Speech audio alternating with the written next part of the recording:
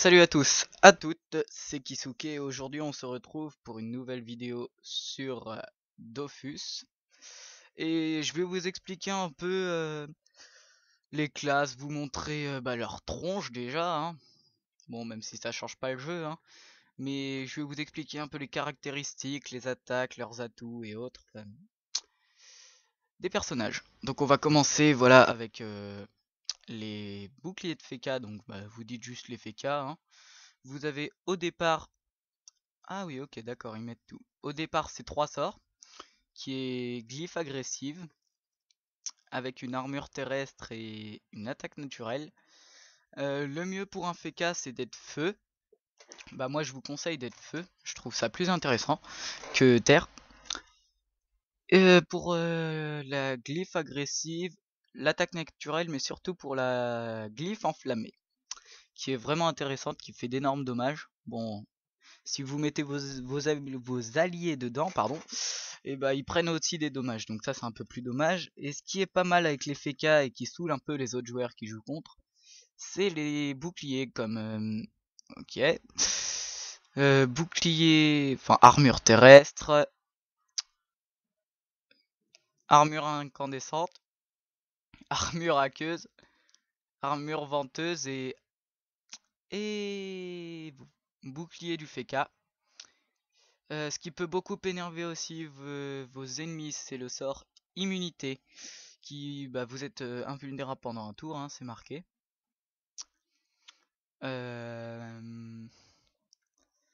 Sinon vous avez la trêve aussi pour vous soigner, ça peut être vraiment pas mal pour faire un tour de soin.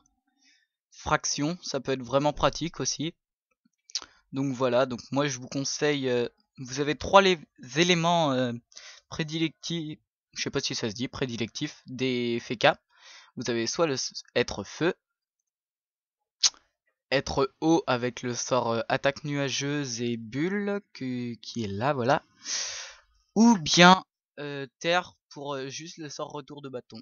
Mais je vous conseille vraiment d'être feu avec cette classe. Ensuite, on passe au Zosamodas, le fouet d'Osamodas. Donc vous pouvez faire que deux choix avec cette classe. Soit vous êtes ce qu'on appelle full invoque. C'est un personnage qui joue essentiellement, vous montez vos caractéristiques dans la vitalité à fond. Et vous augmentez tous vos sorts... Oh putain, ça me saoule ça. Pardon. Tous vos sorts d'invocation, donc invocation tofu, bouffe-tout, presse-pique, boire-mage, sanglier, dragounet rouge et crackler. Et évidemment, vous augmentez résistance naturelle, bénédiction animale qui vont vous donner des créatures invocables en plus, déplacement félin pour vos invocations qui vont donner des PM, crapaud qui va réduire un peu les dommages. Ça, très important, piqûre motivant qui va donner des PA à vos invocations. Et les deux sorts là, cri de l'ours et croc du mulot, qui vont faire que vos invocations vont taper plus fort. Vous pouvez aussi, donc le deuxième choix, c'est passer feu, mais vaut mieux être feu dans les niveaux 120 par là. Bon après, moi c'est un conseil, vous faites ce que vous voulez. Alors, pour avoir griffe spectrale, corbeau, et surtout la frappe du crackler qui fait vraiment pas mal de dommages. Mais bon, faut que ça soit c'est en zone de corps à corps. Et ce qui est bien aussi, c'est pour le soin animal. Parce que ce sort est vraiment pratique lorsque vous êtes feu, vous redonnez presque du 200 de vie. C'est vraiment très pratique. Donc voilà. Donc les Zénus, bon bah là c'est pas trop bon fort, hein, j'ai jamais vraiment joué des nus. Donc le doigt des nutrophes. Alors, vous avez maintenant trois possibilités. Jouer haut, ce que je vous conseille fortement parce que y a que ça vraiment que je connais bien, pour le lancer de pièces. Pour la pelle du jugement et surtout la pelle massacrante qui fait d'énormes dommages. Vous pouvez naturellement jouer... Par contre, si vous jouez eau, feu ou terre, peu importe l'élément, vous devrez aussi jouer sur le retrait de PM avec la maladresse de masse et la maladresse. Alors, les sorts intéressants sont, si vous êtes haut, sont lancer de pièces, pelle massacrante et pelle du jugement. Le sac animé a toujours monté, hein, parce que c'est toujours pratique d'avoir ça. Si vous êtes feu, bah vous devez augmenter pelle fantomatique, roulage de pelle et désinvocation qui fait vraiment pas mal de dommages. Et si vous voulez jouer terre, et bien vous augmentez remblai, force de l'âge et lancer de pelle. Voilà. Et après, bon bah je voudrais pas dire de bêtises, donc la corruption aussi est à monter. Parce qu'elle est vraiment très pratique. Ça fait passer un tour à votre adversaire. Bon, ça lui rajoute de la vie, mais bon, ça c'est pas trop grave. Ensuite, vous avez les SRAM. Voilà. Donc je disais, les SRAM. L'ombre de SRAM. Donc, vous avez 3 catégories, dont une que je n'ai jamais essayé. Alors, vous pouvez jouer le SRAM Terre, qui va surtout consister à vous mettre invisible, puis foutre des pièges un peu partout. Les sorts à augmenter seront sournoiserie, piège sournois, le piège de masse, ça commence à me saouler, l'attaque mortelle et le piège mortel. Ou vous pouvez choisir la deuxième solution qui est de foncer comme un gros bourrin dans le tas et de jouer à l'attaque mortelle. Voilà pour le SRAM Terre. En gros, ça se résume qu'à ça. Il y a ensuite le SRAM Feu que je n'ai pas vraiment essayé. Il y a coup sournois qui repousse de 2 cases et qui inflige des dommages. La concentration de chakra, il me semble que c'est à chaque fois qu'un allié va utiliser un PA, il va perdre de la vie. Et repérage qui est un sort en croix qui va attirer les ennemis vers vous et leur infliger des dommages. Évidemment, même si vous ne jouez pas piège ou vous ne jouez pas à terre, il faudra quand même augmenter pulsion de chakra, invisibilité. Vous pouvez augmenter aussi le piège répulsif, le double. Et si vous jouez soit terre soit air, vous pouvez augmenter le fourvoiement qui est très utile. Si vous jouez air désormais, alors vous augmentez le poison insidieux, et l'arnaque, qui font vraiment pas mal de dommages. Sinon, le piège de silence vous permet de retirer des PA et un petit peu de PVR, mais bon, ça c'est pas trop une attaque super quoi. Donc voilà. Ensuite l'Exelor, classe légèrement plus complexe.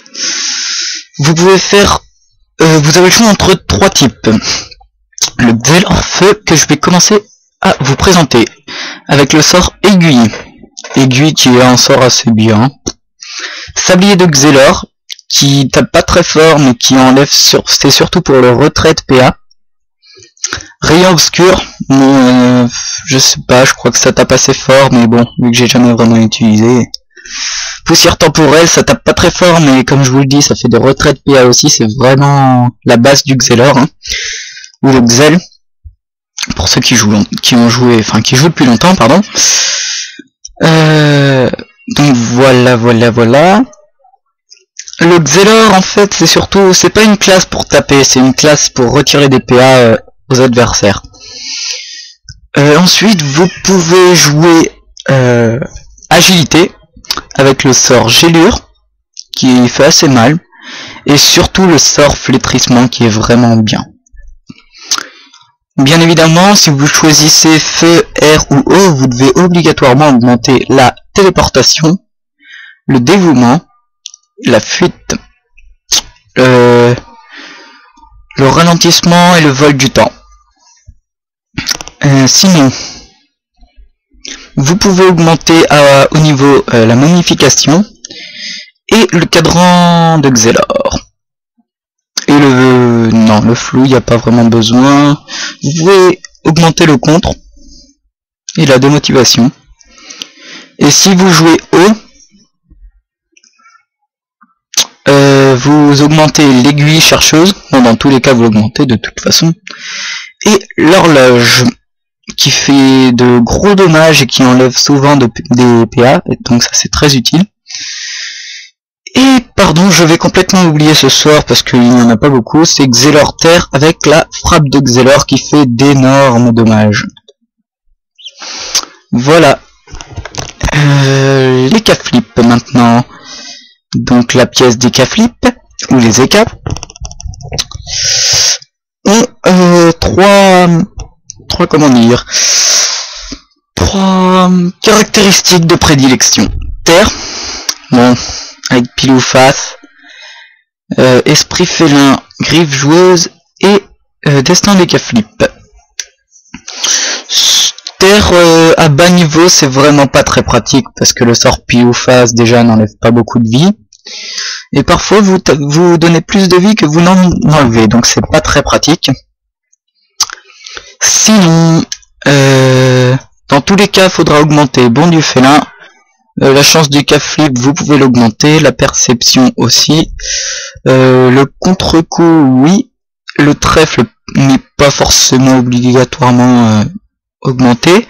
La roulette est à monter. Désolé pour cette fenêtre qui commence sérieusement à m'énerver. La roue de la fortune est augmentée car elle augmente les dommages que vous ferez. Et surtout, n'augmentez pas l'odorat si vous n'avez pas de chance. Alors, ensuite, il y a les K-Flip feu.